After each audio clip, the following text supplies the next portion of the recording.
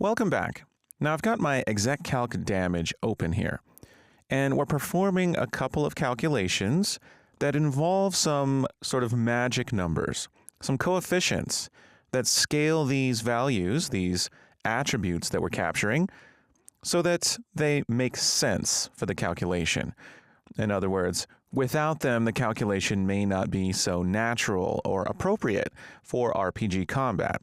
We have our effective armor, which we're calculating using target armor times this coefficient. Looks like I used times equals, which actually changes the target armor variable here, our local variable.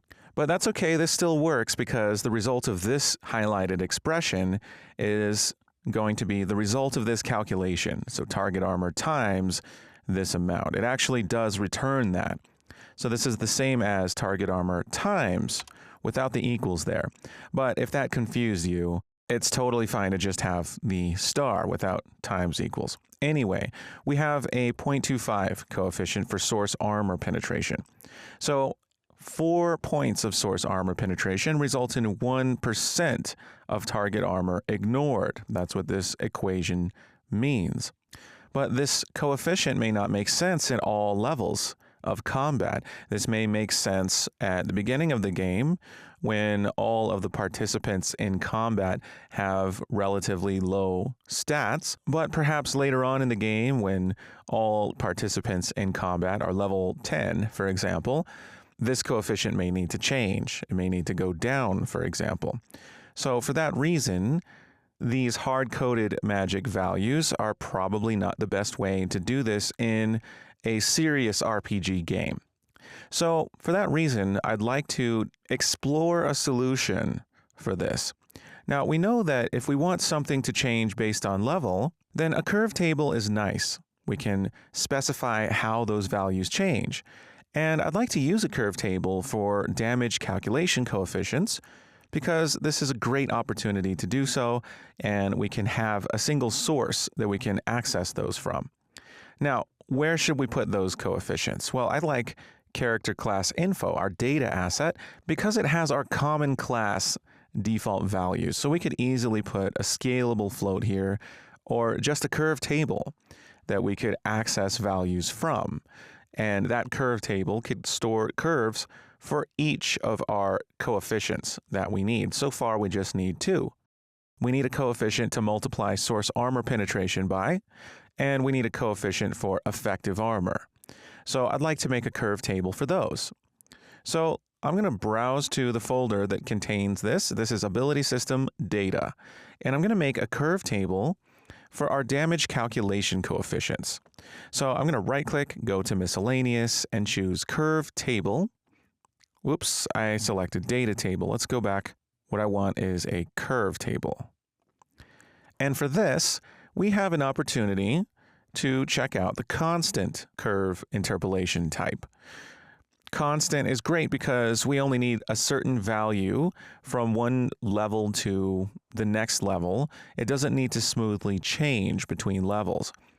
Let's see how this works. I'm going to select constant, create a curve table, and call this CT underscore damage calculation coefficients. And we'll open this up and we'll have a new curve. I'm going to rename this default curve, and we can call this first one armor penetration. And these are all coefficient curves. So this is really armor penetration coefficient, but rather than just sticking coefficient on the end of all the names of the curves, I'll just name it armor penetration. Now we need a key, and notice the symbol here is not a triangle anymore, but a square. And if I click that, notice that it looks just like adding a key to a curve table. It doesn't look any different than before.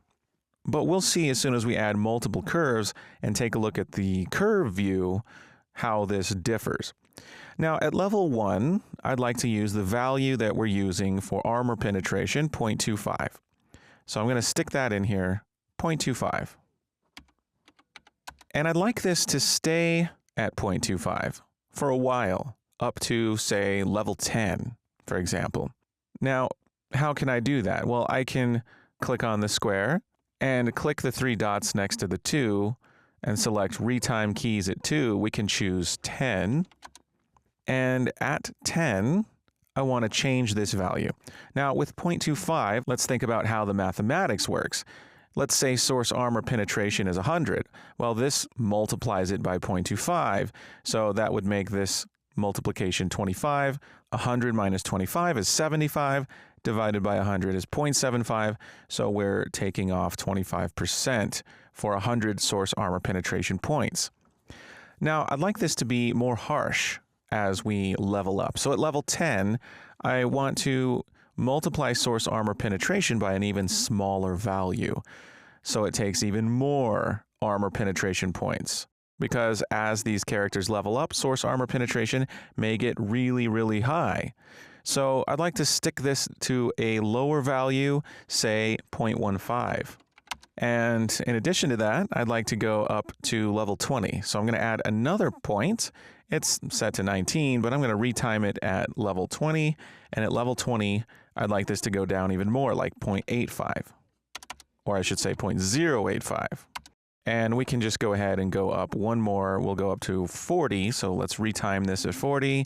And at 40, we're going to make this pretty low, like 0.035, for example.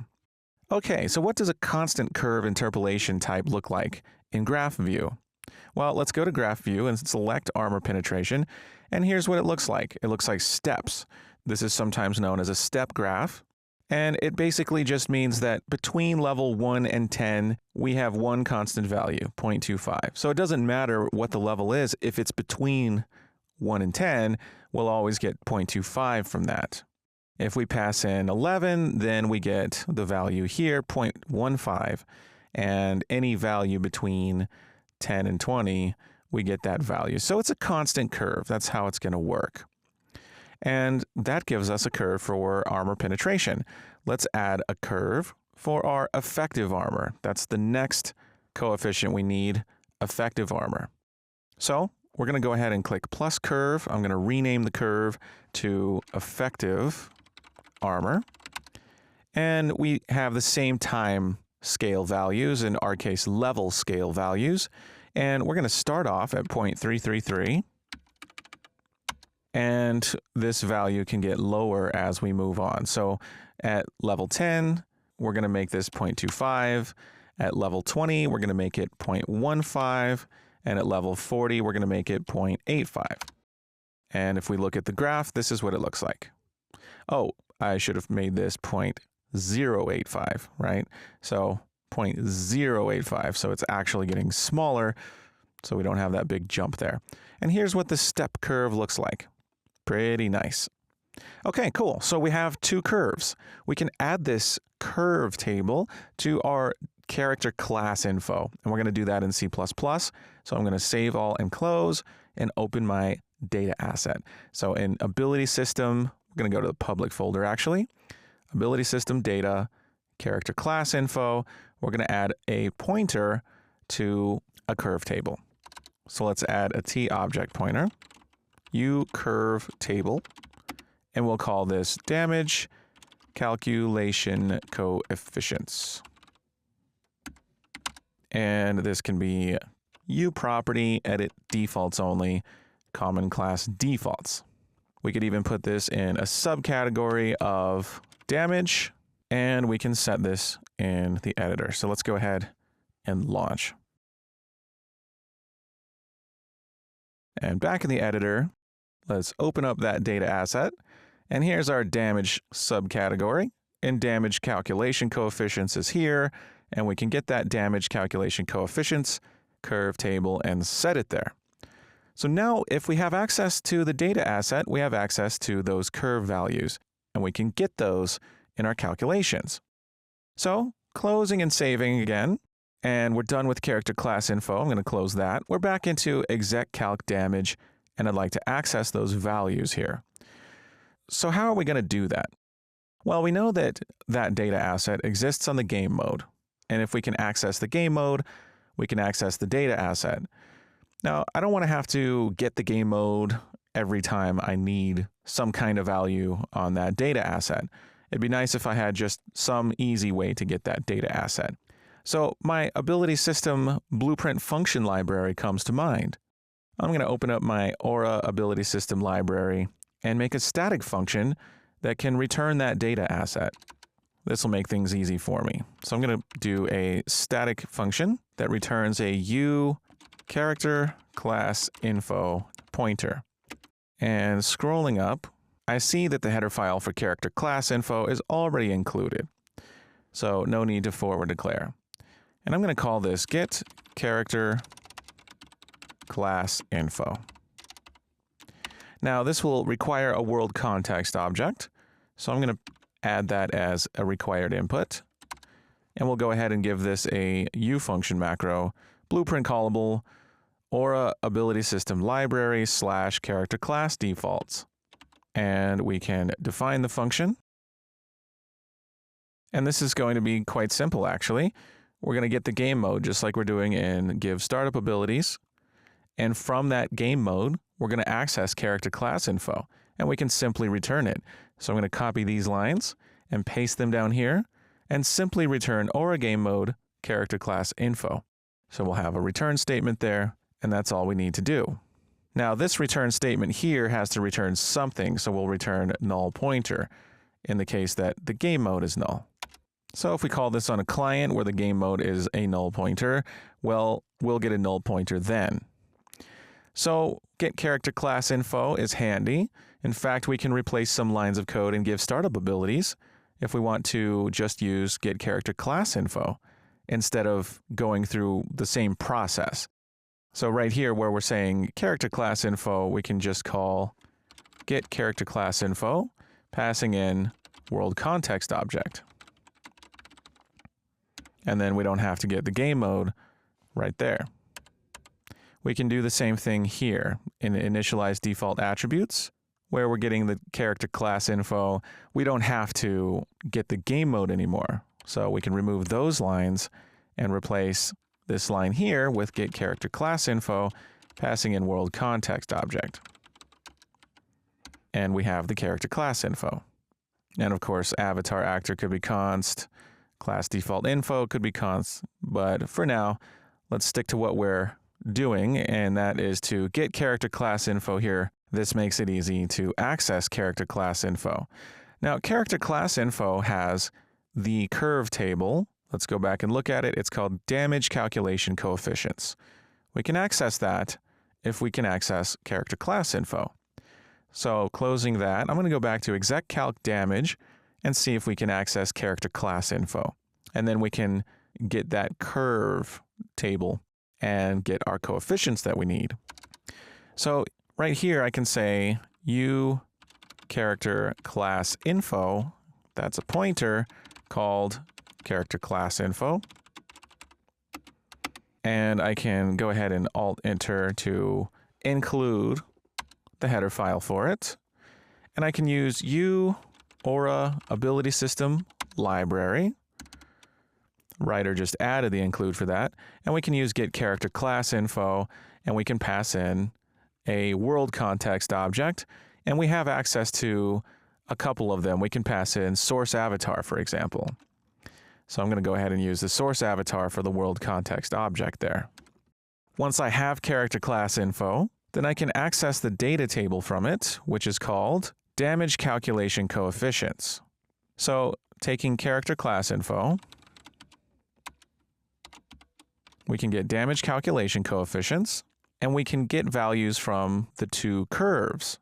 So how do we get values from a curve table?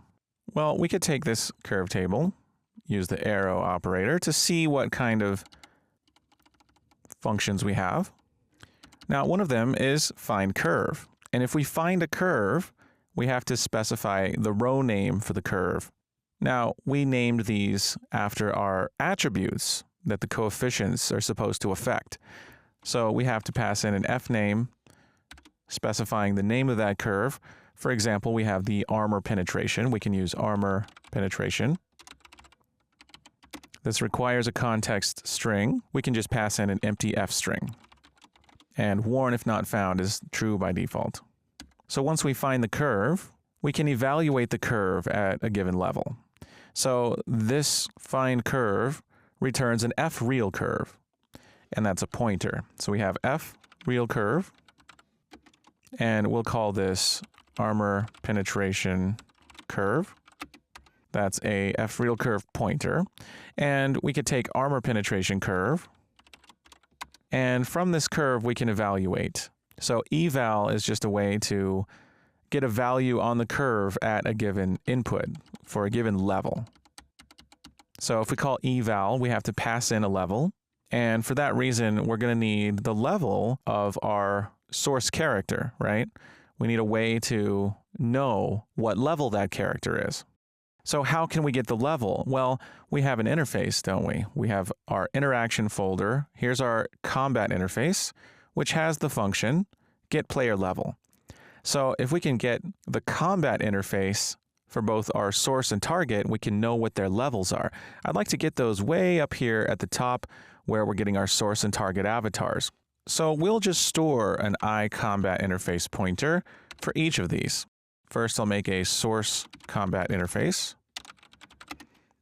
and I'll just cast to it iCombat interface, casting source avatar. Now here's the thing. Source combat interface has to be const because source avatar is const. But that's a problem because we want to call getPlayerLevel. That's not a const function. So there's an issue here. If we make source combat interface const, we get rid of the error there, but then we can't call source combat interface getPlayerLevel because that's not a const function. As you can see, the error says the function is missing the const qualifier. So in order to call getPlayerLevel, source combat interface can't be const, which means source avatar can't be const. So we're not going to make this const anymore, and target avatar will no longer be const. And then we'll have two non-const iCombat interface pointers. We'll make this other one for target combat interface, which is going to cast target avatar. So now that we have these two interfaces, we can get the player level. So back down here in our eval call, we're going to get the source combat interface and call getPlayerLevel and pass that in. Now eval is going to give us the armor penetration coefficient. This can be a const float called armor penetration coefficient. And now that we're evaluating armor penetration coefficient at the source character's level, we can use that in our calculation here instead of the magic number 0.25. And we can do the same thing for our effective armor coefficient. So down here, just before we do that calculation, we can do that too. So we're going to say f real curve pointer effective armor curve equals character class info, damage calculation coefficients, find curve, f name, and the curve row is called effective armor. The context string is going to be just an empty f string. And once we have that curve, we'll make a const float called effective armor coefficient and set that equal to effective armor curve eval passing in, and this is the effective armor of the target, so this has to be target combat interface getPlayerLevel. And we can take effective armor coefficient and use that instead of the magic value 0.333.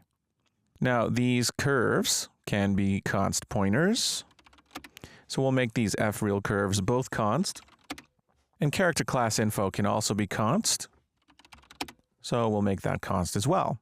So now we can simply test this out. Now we know what those values should be at level 1, and so far all of our characters and enemies are level 1. So we just need to test this out and make sure that we get those values that we set in the curve table's curves. So let's test this out. And we'll just use breakpoints to check those values. And we'll see if we have any problematic situations that cause crashes. Let's go ahead and press play.